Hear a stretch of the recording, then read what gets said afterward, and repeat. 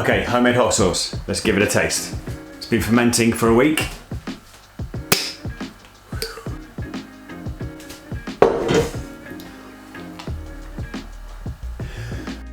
Holy shit.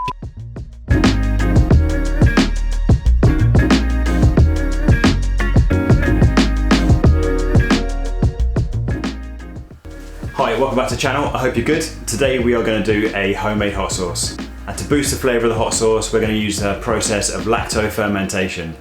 Every vegetable's got lactic acid, so we're basically going to boost that to boost the flavour, and then we're going to control all the bad bacteria, keeping that down with a process of using salt, a process called anaerobic fermentation, which basically means we're just taking the air away from the vegetable. So with anaerobic fermentation, we're basically going to push all the vegetables underwater with the process of salt, and this is going to stop the bad bacteria and help boost the lactic acid, which is going to boost the flavour at the same time and make it taste funky. Funky foods are cool, right?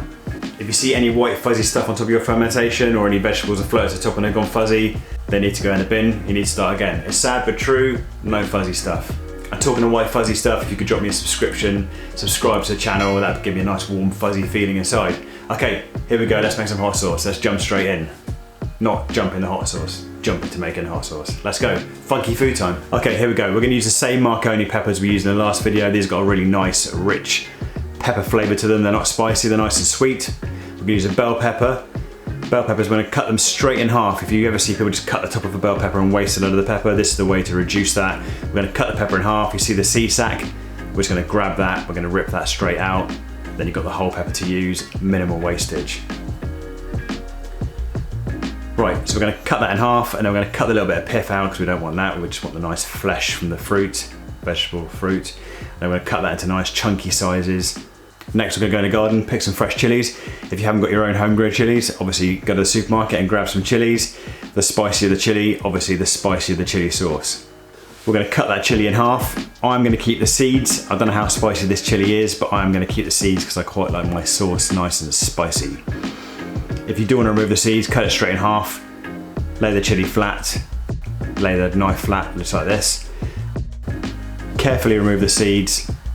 Obviously the seeds are super spicy, so you're going to want to wash your hands and wash your chopping board after this, and don't touch your face. We're going to weigh out all the peppers and all the chilies. Get them into the jar. The jar needs to be nice and clean. It doesn't need to be completely sterile, but obviously when you're fermenting, you don't want any bad bacteria in there to start with, so make sure the jar's nice and clean. Push the peppers and chilies in there. We're going to need to push those right down. Now we're going to pour cold water over the top. What we're doing here is we're weighing out the weight of the chilies, peppers and water. We're going to pour the water off.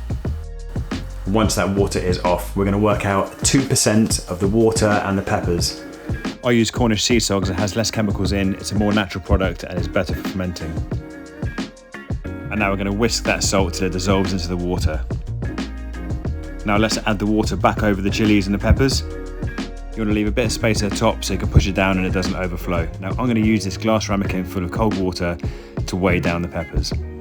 Make sure the liquid comes over the top and the chilies and peppers are submerged. You can always use a clear bag full of cold water to weigh down the peppers and chilies. Now I'm pulling over the top and adding the clip just to make sure nothing gets in, but I'm going to leave a gap just here so the carbon dioxide can be released on fermentation. Over the course of the week, you're going to see the bubbles coming off the peppers and chilies. This is just a fermentation process. You'll see a white, milky liquid forming just here like this. This is the natural yeast from the vegetables. You can now start to taste it to see when the tanginess is to your flavour. It's normally from 1 week to 2 weeks. Like I said, this liquid's good for you, so why don't you just give yourself a shot in the morning, wake yourself up. Spicy. Okay, now time for the sauce. We'll take 2 large cloves of garlic, peel them and slice them really thinly. Put a pan on the stove and add 25 grams of toasted sesame oil. Make sure the pan's not too hot because we're about to add the garlic and we don't want it to burn. Give that garlic a little foamy simmer, get the flavour into the oil. And then next up, we're going to add 25 grams or a large spoon of soya sauce, 25 grams or a large spoon of rice wine vinegar. And now let the magic happen. Let's simmer those ingredients together to blend those flavours all into one. Okay, so once those flavours have all blended together and you get a little simmer going on, we're going to add 1 large spoonful, 25 grams of liquid clear honey. This is going to give your sauce that sweet and sour flavour.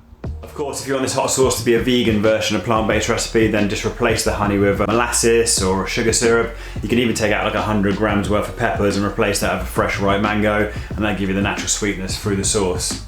Okay, so let's put it together. We're now going to take the peppers and chilies and we're going to strain off the liquid. Make sure you keep the liquid, we're going to use this again in a minute. Give those peppers and chilies a little shake off the liquid. Now with the blender jug on the scales, we're going to weigh out 500 grams of the fermented peppers and chilies. Now let's get that onto the blender. Now it's time to get some of that brine back into the chilies. We're going to take 1/4 of a pint and add it back into the chilies and peppers. Turn on the blender. And the switch. And now it's time to give that bad boy a blitz till it's nice and smooth. If you want it chunky, leave it a bit chunky. But I like mine smooth, so we're going all the way. Okay, now to finish the hot sauce, we're going to pour in the rice wine vinegar, soy sauce, honey and garlic and blend that in till it's nice and smooth. Okay, next up, gochujang paste. This is a Korean fermented chili paste and it's going to work perfect in our fermented chili sauce.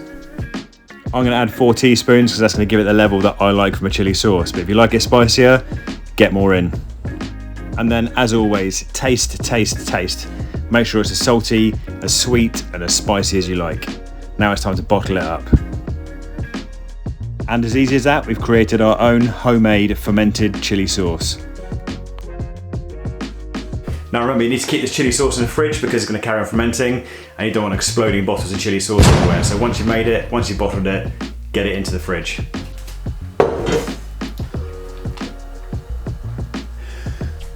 That is good, but it's got a kick.